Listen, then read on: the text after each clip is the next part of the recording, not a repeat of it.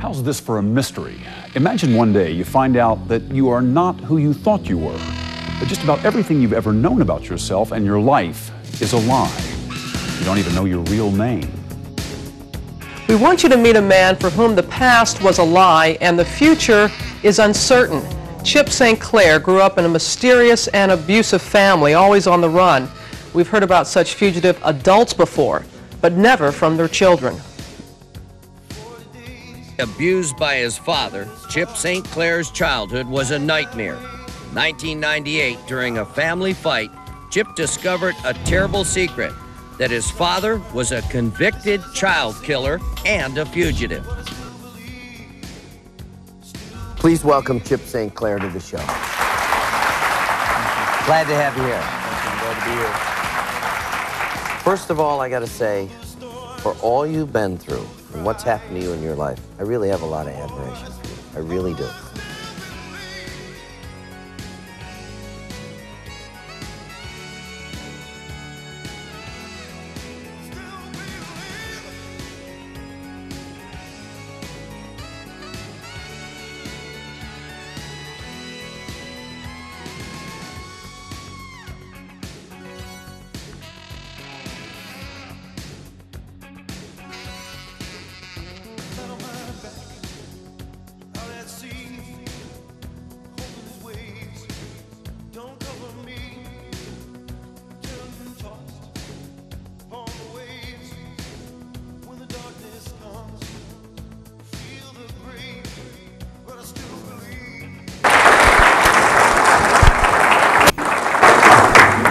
Thank you very much. Well, it's a pleasure to be here. It's my, like she said, I don't know if she mentioned, first time in Louisiana, which is, I know, shocking probably to a lot of you. And there's two things I have to tell you. First of all, alligator isn't bad. First time I got to try it. One of the other things I'm going to talk about today, besides the alligator, is how to change the world. Because a lot of speakers get up and they talk, and they tell their story or they tell their experiences. They try to connect, and then where's the solution? Where's the punchline? I want to make sure you leave here today with the solution. So we're going to talk about how to change the world. And I understand that it's a bold aspiration, but if somebody doesn't say it, we're never going to get there. Each of you here today, as myself, each of you are in your chosen profession for a reason. Now, with some of you, your profession chose you, and with others, you chose your profession. And I know you're going to be here at the conference for quite a few days, and you're going to learn some great tips from some colleagues. They're going to make you better at what you do. You're going to hear a lot of dynamic speakers, and you're going to find new ways to open doors. Well, my job is to tell you what's behind some of the closed doors. Some of the things that you may not know, that you may not see, or maybe you do. Maybe this group in particular does understand what's behind those closed doors, and that's why you fight so hard to get there. This is the guy who would get violent if I put too many ice cubes in his glass of Diet Coke. I had to count them. If I didn't count them correctly, I'd get a beating. I could never figure out how many. Too few, too many. If I walked across the vacuum lines in the carpeting, you know, those lines that are just there for like 10 seconds, you know, it looks great when company's coming over, I could not walk on those ever, or else I would induce some sort of violent act from my father. One time, my dad wanted to take a rare family vacation to Lake Michigan. Now, I don't know if anyone here has been to Michigan. Any Michiganders? Okay. Well, Lake Michigan sounds like a lake, but it looks like an ocean, especially to an 8-year-old. And when I was 8 years old, around July, we had gone up to take this rare family vacation outside of Lake Michigan at this condo. And it was furnished and it had all this great stuff in there. And you have to understand, as a child, I walked on eggshells. I was afraid of everything because I never knew what would draw my father's rage. My mother was a horrible alcoholic. She was no help. I remember, as I was counting ice cubes, looking over and counting beer cans in one evening of how many she had put down after work. I think I maxed out at 18 some nights. So we take this vacation, and I awakened, and I was an only child. I awakened that morning before anyone else. And I always liked that quiet time before my parents were awake, because it seemed like I was the only person in the whole world. I could predict what was going to happen. And that's a big thing for kids who come from that kind of a home. Predictability. It's the chaos that makes it so hard and undermines your security and your safety. And I had awakened, went downstairs, enjoying that moment when you feel like you're the only one awake. And I am looking for something to do, and I see on this mantle above the fireplace a series of books. And I pluck one off. Now, at 8 years old, I wasn't the best reader, but I was an avid reader. I read everything I could get my hands on. And if you've ever read poetry, or if you're familiar with the arts, you know it's about a connection to the poet, a connection to the artist, to the musician. You don't always have to understand every word they're saying. You don't have to understand everything that they're intending, because it's a matter of interpretation, right? I mean, how many Bob Dylan songs can you actually hear the lyrics and understand what he's saying? You just can't. You kind of give up. But it's about a feeling. And so for me, I was reading through this little thin blue book of poetry, and I'm flipping page after page, and I'm just enjoying this moment. And then all of a sudden I hear my dad come downstairs. And as I had come to a particular poem called Invictus by William Ernest Henley, and I read that 16 lines as he was coming down the stairs, and I quickly tucked the book. As soon as he got to the landing, I tucked the book down in the cushion of the couch I was sitting in. Because if he ever saw me with anything like that, I couldn't have a safe place. I couldn't have a means of escape. I couldn't have any sanctuary. He dominated everything. And he would mock me, ridicule me, make fun of me. So I hide the book. Dad comes down. The morning moves along. My mom comes down, makes breakfast. All of a sudden my dad looks at me and says, "How would you like to go rowing across Lake Michigan to the other side?" Well, if any of you have seen Lake Michigan, that's not exactly possible. Maybe it is, but when my father would say something, you didn't disagree with him. So we walked down to this dock, and we went out to the end of the dock and got on this little rowboat. And my dad and I rowed away. He was pulling at the oars. And I remember seeing the dock get smaller on the horizon, the little area where the boats were tied up. We went around a little bend, and the tree line was getting smaller, and we're rocking on this cobalt blue water that even in July is not more than 60 degrees. It's cold, and it's dark, and I'm afraid. And my dad gets this look in his eye. And he says, "Why don't you go for a swim?" And I'm wearing shorts and a t-shirt and some flip-flops, and I said, I don't think I'd like to go swimming now. And he said, "Are you afraid?" And he could see the fear in my eyes. I could actually taste the fear. It was, if you've ever tasted fear, it's like a battery acid in your mouth. I've tasted it many, many times. And I said, "Dad, please, I'll swim closer to shore." And then he looked at me and he said, "I think you need to face your fears." And he picked me up and he threw me out into the water. Now, as soon as I hit the ice-cold water, it took my breath away, and I gasped and struggled and popped my head up, and I look up, and there he is rowing away. "Dad, please, please stop the boat." And he keeps pulling at the oars. And eventually, he disappears, and I'm floating alone and cold, thinking I was going to die in Lake Michigan. And then I remembered Invictus, and it goes like this. out of the night that covers me, black as the pit from pole to pole, I thank whatever gods may be for my unconquerable soul. In the fell clutch of circumstance, I have not winced nor cried aloud. Under the bludgeonings of chance, my head is bloody but unbowed. Beyond this place of wrath and tears looms but the horror of the shade, and yet the menace of the years finds and shall find me unafraid.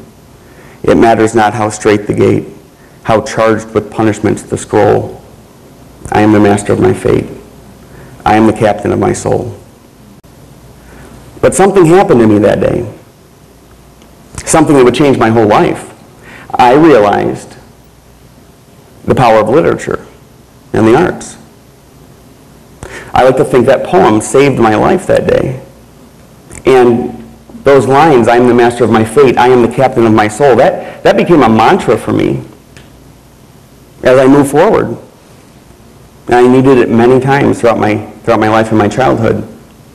But what I realized then was no matter what he would do to me, no matter what brutality he would throw my way, what he would call me, what he would say to me, how he'd try to belittle me and diminish me, I had these embers of hope deep inside that he could not get to. And then there was a night on January 22nd, 1998. Now, everything I've described to you, unfortunately, is probably not very shocking to this audience because it's things you hear all the time. You hear these sorts of stories all the time. You deal with these kinds of kids all the time. What makes my story a little different relates to something that Oliver Wendell Holmes had said. Sin has many tools, but a lie is the handle which fits them all. If you think about it, every sin, everything you do against another human being, every sin you commit, relates somehow back to a betrayal. If I came out of this audience and smacked one of you guys, I mean, you're trusting. We have this unspoken trust that I'm not going to come down and do that. But if I did, not only would that be assault, but there's a betrayal there. Rape, murder, robbery, betrayal. I was about to find out that what makes my story different is I was an expert in betrayal and I didn't even know it. So we were sitting around, I'm 22 years old, we're sitting around my dinner table at my parents' house, talking about current events in the news, and Lisa is celebrating her birthday. Now, we didn't want to go back, and a lot of audiences who don't know what it's like to grow up in dysfunction, they don't realize, one of the first questions is, why would you go back? I mean, you're done. You're gone. You'd think you'd want to just leave that family and never go back. Well, sometimes there's this invisible leash that holds you, that binds you. My mother was abused. I remember her calling when I was at college. Chip, your dad beat me up, and I drive back. I felt like I was abandoning her, and there's this still willingness to need to please my father, and there's this tie that's just so hard to break, and this guilt that you don't quite understand. So we're talking about current events in the news, and I'm just kind of biting my tongue and wanting to leave, and Lisa's like, no, let's, she's trying to be a good future daughter-in-law. And so we're sitting around, and my mother had burned the lasagna because she was on, I think, her 8th or 9th beer by then. My father was in a very foul mood. And I could sense it when I came in. There was this electricity in the air. And as we were talking, one thing led to another, and he started to insult me, call me all sorts of vulgar names, things he'd done my whole life, but now in front of my fiance. And I'm 22, and I'm starting to come into my own, and I'm not going to deal with that. And Lisa always told me, if it ever gets like that, if he ever gets belligerent, get up and leave. You don't have to engage with him. The stronger thing to do is to get up and leave. So I did. I got up to leave. And my father chased me down. And I remember hearing his footsteps bounding down the hallway, and I turned around, and he grabbed me by the throat and began choking me. I go to peel his fingers off of my throat, pushing his thumbs into my Adam's apple. And as soon as I do, he reaches back and he punches me in the face. I go reeling backward. This is just another day in my life. This is not unusual. Well, we're wrestling around in the living room. I'm just trying to deflect the blows, He's hitting me with everything he has. I finally get him pinned down on this love seat, and he's pulled my head into his chest, and he's just pummeling me with everything he has. And eventually he hits my shoulder and it dislocates. I don't know if any of you have had a dislocated shoulder, but it hurts. And I pushed myself away, and I'm, in agony. Lisa comes in at that moment. I didn't know where she was. I didn't know where my mom was. All I knew was I was being attacked.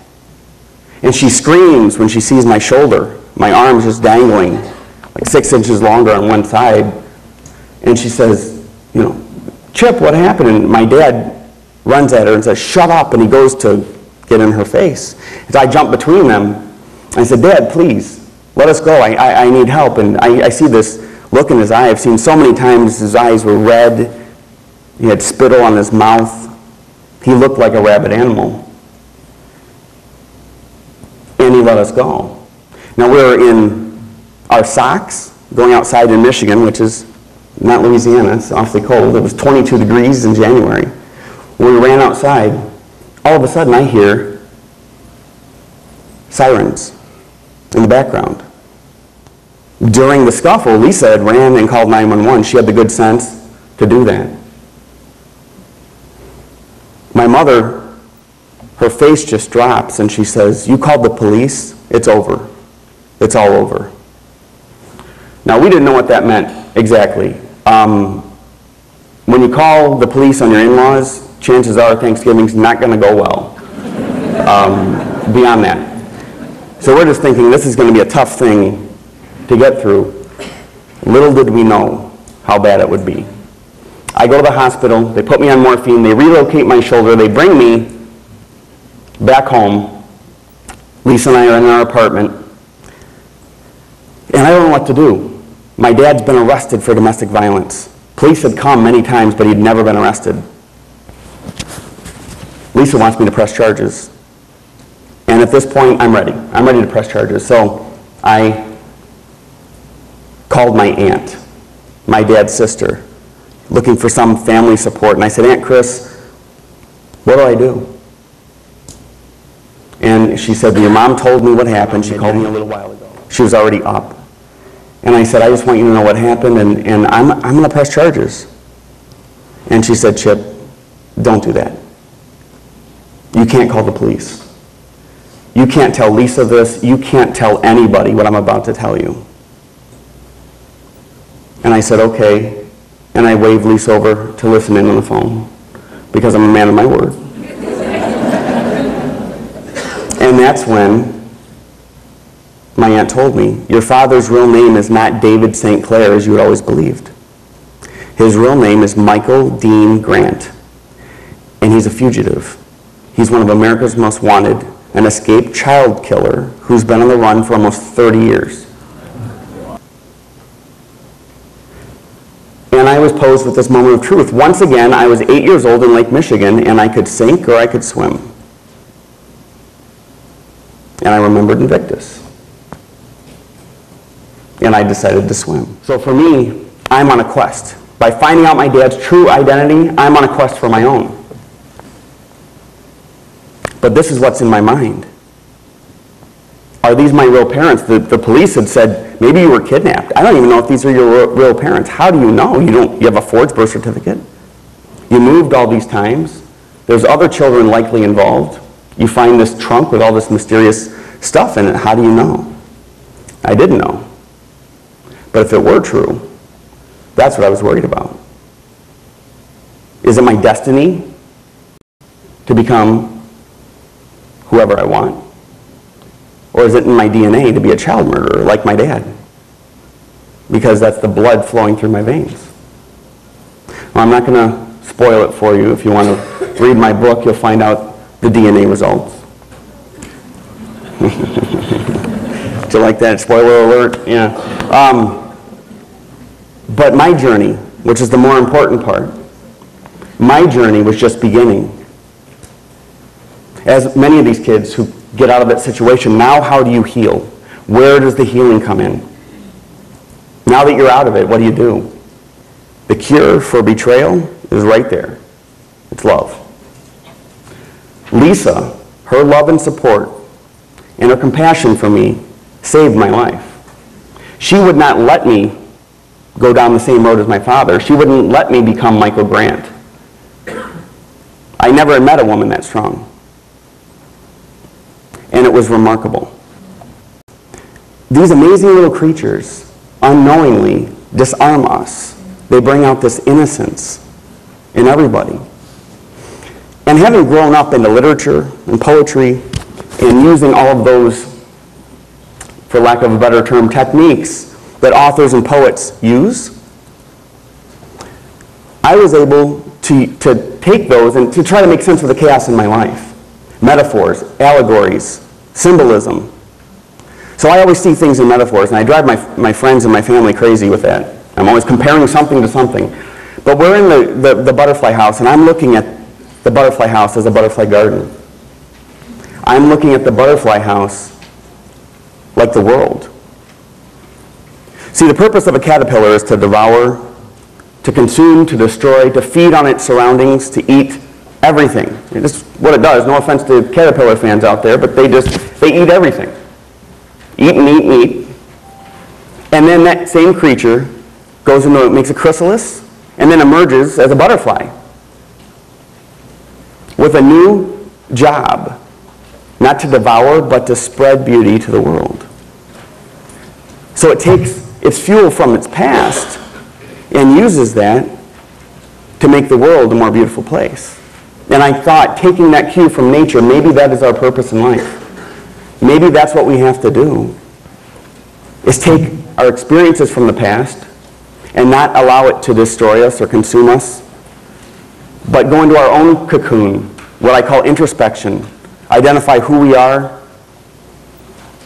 ask ourselves those hard questions, look in the mirror, who am I, what do I want to do with my life, and take those experiences and do something great and make the world a more beautiful place. And I decided that's what I'm going to do. So I didn't have that many cameras, but there were a lot of cameras, sharing my story nationally.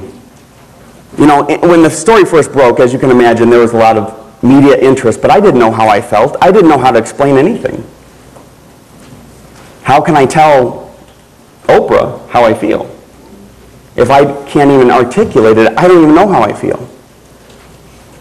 So we'd put that off for a long time. Well, they ended up circling back and ended up going on Good Morning America and Dateline and Montel and just every show you can think of, Lifetime, and sharing my story. And something amazing happened.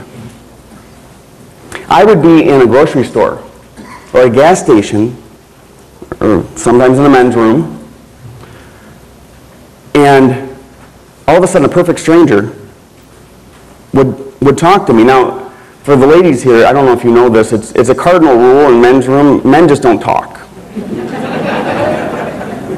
Talking just gets weird, so nobody says anything, it's just nobody talks. And all of a sudden I'm washing my hands and I hear this voice say, "Don't I know you?" And I'm like, "You broke the rule." You know, I look up and it's this guy, and he's got tears in his eyes. And he says, "I saw you on Dateline." And he described the story, and I knew he knew what I knew what he was talking about, that he had seen the show. And then he proceeded to tell me some horrible thing he had gone through that he'd never told anybody, not his wife. I never thought anybody had a dad like mine, he said. And you gave me the ability to be able to have some kind of closure, knowing I wasn't alone. When Gandhi was a young man, I'm a big fan of Gandhi. When Gandhi was a young man, he was an attorney, and he was rushing to get on a train one day, and the train was already leaving the station, so he jumped at the last minute, and some folks helped him aboard, and he's got his briefcase, and he's fumbling, and one of his shoes falls off on the track. And the train keeps going, and Gandhi looks down, takes off his other shoe, and throws it next to the first one. The guy next to him said, "Why the heck would you do that?" And Gandhi said, "Because now the fellow who comes along will have a pair." May we all have that kind of compassion for people we may never meet, to be able to give that selflessly. You inspire me. I mean it from the bottom of my heart. You all are heroes. And I know it's a thankless job. I know a lot of times you wonder, am I doing enough? I'm here to tell you, you're doing enough. For those kids that you may not see that fall off your radar, and you wonder, did I make a difference? You made a difference. Just like Gandhi, leaving the shoes, you do what you can, and I guarantee you they remember you. You represent, to me, all those people who care, who are out there and would have helped me if I had just known. Let me represent to you that child who you have saved or hope to save, and let me say thank you. Thank you for what you do. I'll march this road, I'll climb this hill, up on my knees if I have to. I'll take my place upon this stage. I'll wait till the end of time for you like everybody else.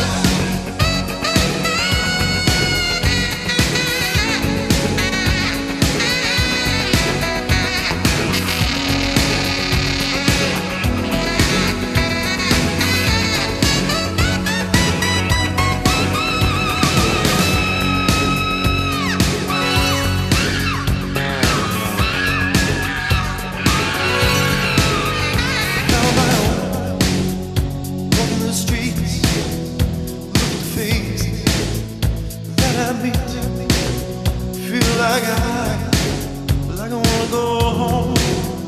What do I feel? What do I know? But I still believe. Yes, I still believe. Through the shame, through the grief, through the heartache, through the tears, through the wait, through the years. For people like us in places like this.